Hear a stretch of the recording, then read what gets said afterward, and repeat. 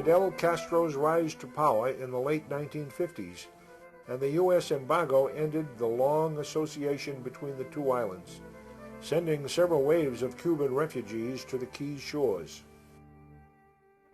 By the 1970s, the economy of Key West was largely driven by the military. The businesses flourished. Duval Street was jumping day and night. And then in 1974, the Navy pulled all of those 25,000 people, just about all of them, out of the community. And once again, the town was flattened. You never saw anybody on Duval Street. If you saw a person, it had to be a Camel or a Chesterfield cigarette salesman. You knew it wasn't a tourist. Probably the biggest cash crop in town was the drug business. Marijuana, to be exact, by the ton. And just like in the 20s, when things started to fall apart, they turned to smuggling. And it became accepted because it's the only way to stay alive. Well, instead of smuggling liquor, this time they were smuggling drugs. It was nuts. It was crazy. You could buy any illegal or illicit substance or lifestyle on any street corner in town. If you didn't do it directly, you made money from it because of trickle-down theory. But there was a lot of money to be made, and it started corrupting the city officials. They started getting on the action, too. I watched one afternoon, broad daylight, right over here at the A&B Lobster House, about a 40-foot charter fishing boat came in carrying just piles and piles and piles and piles of trash bags full of marijuana. And as it pulled in, these two rental trucks backed up to the end of the dock, and these four guys that I recognized began offloading the boat into the trucks. And I watched for a while, and I began to realize, oh, I know who those guys are. That's half of the second shift of the police force. And in the late 70s, there was a huge bust called the Bubba Bust, where a number of city officials were arrested and tried with drug smuggling, and a lot of them were sent to jail. Some of them disappeared, like the assistant fire chief, Bombardo.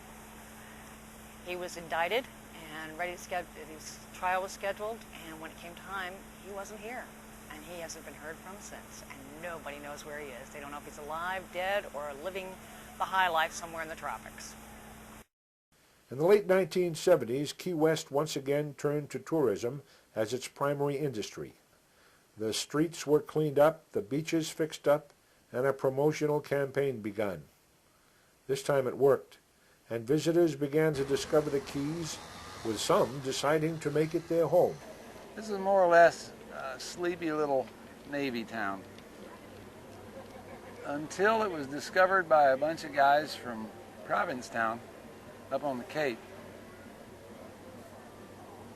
And it was the ideal situation for them because they had been basically restoring P-Town, but they can only do it for 3 or 4 months out of the year. So they came down here and they offered the locals way much more money than their property was worth. And they took it. And most of them moved to the same little town up in northern Florida called Ocala. In fact, we conducted a survey the other day, and we found out that of all the conchs that we had here, only 19% of the original number of 20 years ago are living here now. So now, every year, we have a conch festival in, of all places, Ocala, Florida, because that's where all the conchs live. Housing prices soared, and development soon overwhelmed Key West's antiquated sewer system, which overflowed and polluted the beaches. Living on the hook became a viable option, but with no pump-out stations, raw sewage was dumped directly into the harbor. Our property values are increasing at approximately $1 billion a year, thereby making them very attractive to the developers to develop and sell homes. But these homes are so expensive that the people that work in our businesses cannot afford to live here. Without wait staff, tour guides, cab drivers, and shopkeepers, there can be no tourist trade.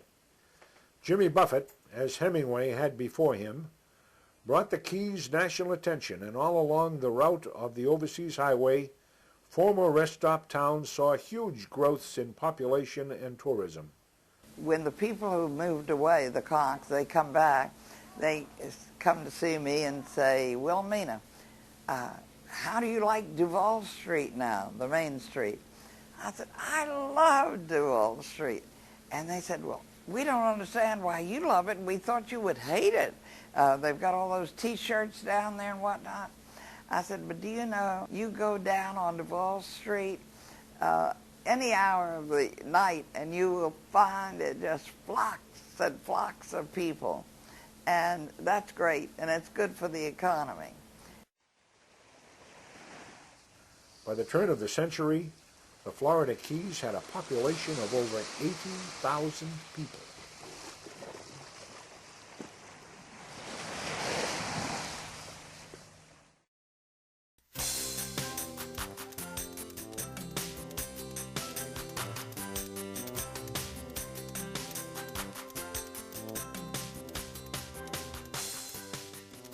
The tourism industry is probably responsible for about 80% of the revenues that come into Key West and the Florida Keys. And the cruise ships have been beneficial to us in terms of you have tourists coming through here and they're bringing them in boatloads of 2,500 at a time. But they're not driving cars, and I think that's the thing that makes the cruise ship industry so appealing to us. They're not in cars, they're on foot, they're here to have a good time, they're here to have a look around, and then they leave. The people that move to Key West to get away from the world, they don't like seeing tremendous amounts of tourists coming in here, because normally it's an island of about 28,000 full-time residents.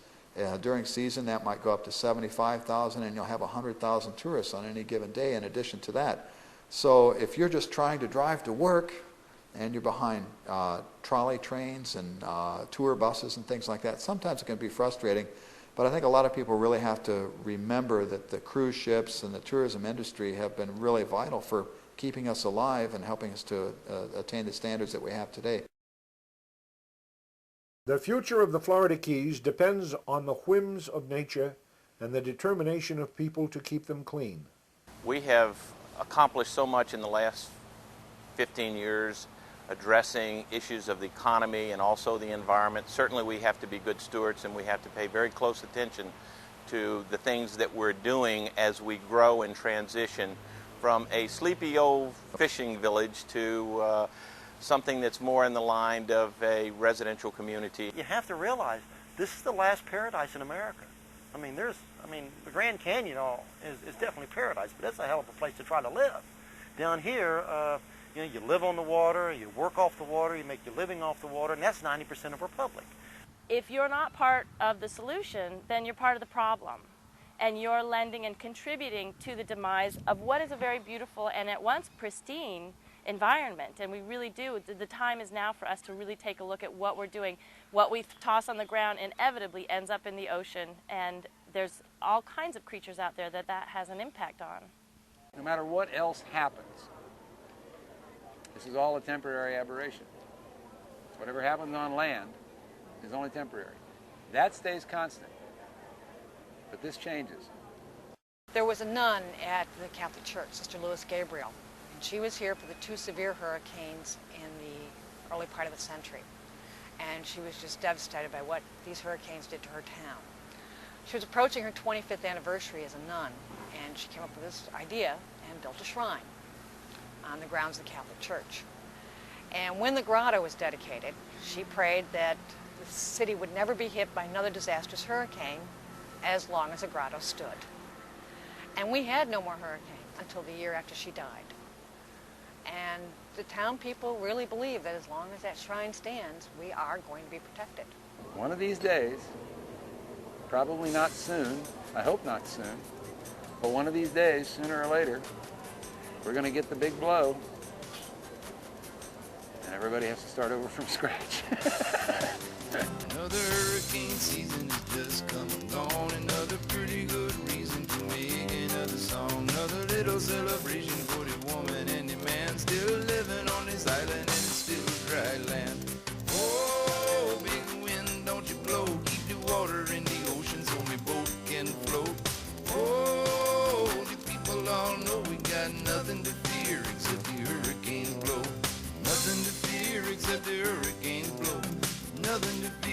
stepped her